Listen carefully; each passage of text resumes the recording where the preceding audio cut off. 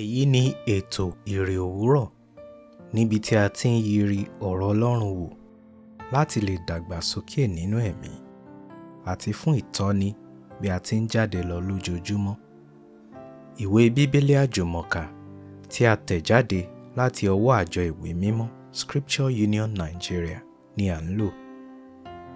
Bíbélì kíkà wa ní òwúrọ̀ yìí ni a ó rí nínú ìwé Jòhánù orí 9 ẹsẹ̀ 1 títí dé 12. Ó kà báyìí: Bí ó sì ti ń kọjá lọ, ó rí ọkùnrin kan tí ó fọ́jú láti ìgbà ìbí rẹ̀ wá. Àwọn ọmọ ẹ̀yìn rẹ̀ sì bi í léèrè pé, Rábì, ta ni ó dẹ́ṣẹ̀, ọkùnrin yìí tàbí àwọn òbí rẹ̀, tí a fi bí i ní afọ́jú? Jésù dáhùn pé, kì í ṣe nítorí pé ọkùnrin yìí dẹ́ṣẹ̀ tàbí àwọn òbí rẹ̀, ṣùgbọ́n kí a bá lè fi iṣẹ́ Ọlọ́run hàn lára rẹ̀. Èmi ní láti ṣe iṣẹ́ ẹni tí ó rán mi. Níwọ̀n ìgbà tí ó bá ti jẹ́ ọ̀sán, òru ń bọ̀ wá nígbà tí ẹnìkan kì yóò lè ṣe iṣẹ́. Níwọ̀n ìgbà tí mo wà láyé, èmi ni ìmọ́lẹ̀ ayé. Nígbà tí ó ti wí bẹ́ẹ̀ tán, ó tutọ́ sílẹ̀, ó sì fi itọ́ náà ṣe amọ̀, ó sì fi amọ̀ náà ra ojú afọ́jú náà. Ó sì wí fún un pé, lọ wẹ̀ nínú odò adágún Sílóámù. Ìtumọ̀ ọ̀rọ̀ yìí ni rán. Nítorí náà, ó gba ọ̀nà rẹ̀ lọ, ó wẹ̀, ó sì dé, ó ń ríran. Ǹjẹ́ àwọn aládùúgbò àti àwọn tí ó rí nígbà àtijọ́ pé alágbe ni ó jẹ́, wípé, ẹni tí ó ti ń jókòó ṣagbe kọ́ yìí? Àwọn kan wípé òun ni, àwọn ẹlòmíràn wípé bẹ́ẹ̀ kọ́, ó jọ ọ́ ni. Ṣùgbọ́n òun wípé èmi ni. Nígbà náà ni wọ́n wí fún un pé, báwo ni ojú rẹ ṣe là?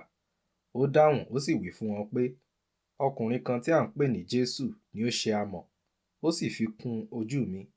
Ó sì wí fún mi pé, lọ sí adágún Sílóámù kí o sì wẹ̀. Èmi sì lọ, mo wẹ̀, mo sì ríran. Wọ́n sì wí fún un pé, òun náà ha dà? Ó sì wí pé, èmi kò mọ̀. Taní dẹ́ṣẹ̀? Èyí ni ìbéèrè tí àwọn ọmọ ẹ̀yìn Jésù béèrè nípa ọkùnrin tí a bí ní afọ́jú. Olúwa nìkan ṣoṣo ni ó mọ onírúurú àhesọ tí ọ̀pọ̀lọpọ̀ ènìyàn yóò ti sọ nípa ọkùnrin yìí. Ìgbésẹ̀ tí ó dára ni àwọn ọmọ ẹ̀yìn Jésù gbé nípa títọ̀ Jésù lọ fún ìdáhùn. Ohun tí ó dára ni láti fi ọ̀rọ̀ wa lọ Olúwa nígbà tí òkùnkùn bá rú wa lójú, yálà nínú ayé wa tàbí ti ẹlòmíràn. Aṣèyí ò wù ní Ọlọ́run wa. Ṣe àkíyèsí ìdáhùn Jésù sí ìbéèrè tí à ń gbé yẹ̀wò yìí ní ẹsẹ̀ 3. Kò sí ohun tí Ọlọ́run kò lè lò láti fi iṣẹ́ rẹ̀ hàn. Lẹ́yìn ìwòsàn afọ́jú yìí, ọ̀rọ̀ rẹ̀ di àríyànjiyàn sí rere.